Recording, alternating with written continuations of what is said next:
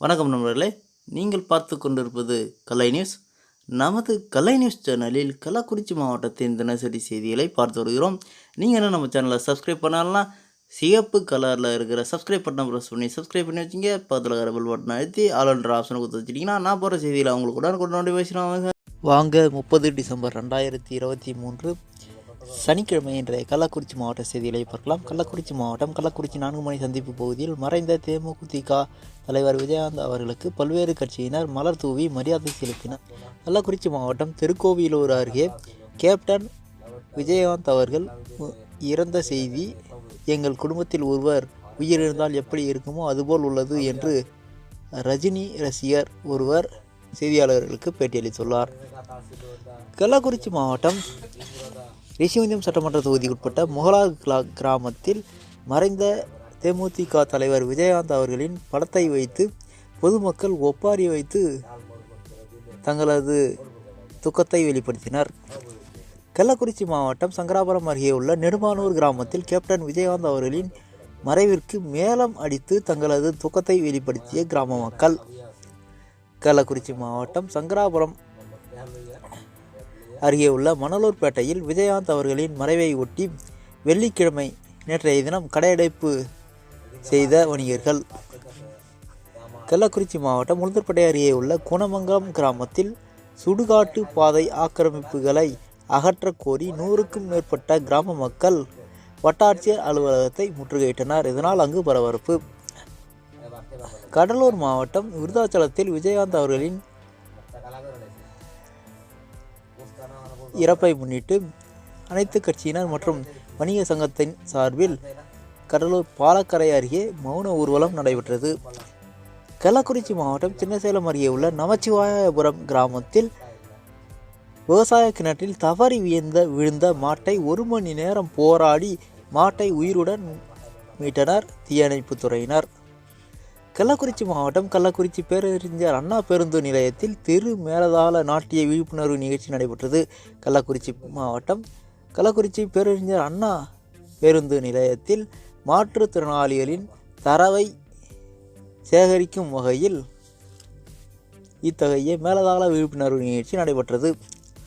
கள்ளக்குறிச்சி மாவட்டம் சின்னசேலம் அருகே உள்ள செங்குந்தர் தனியார் திருமண மண்டபத்தில் மக்களுடன் முதல்வர் நிகழ்ச்சி நடைபெற்றது. இதில் சங்கராபுரம் சட்டமன்ற உறுப்பினர் உதயசூரியன் அவர்கள் பங்கேற்றார்.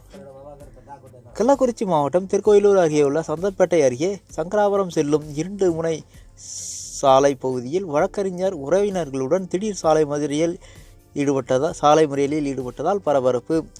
இருவர் சண்டை போட்டு கொண்டிருந்ததை மறிப்பதற்காக சென்ற வழக்கறிஞரை தாக்கிய அவர்கள் மீது போலீசார் நடவடிக்கை எடுக்க வேண்டும் என்று வழக்கறிஞர் திடீரென்று உறவினர்களுடன் சேர்ந்து சாலை மறியலில் ஈடுபட்டனர். இதன் காரணமாக திருக்கோவிலூர் போலீசார் விரைந்து வந்து சமாதான பேச்சுவார்த்தை நடத்தி சாலை மறியலை விடுவிக்க செய்தனர்.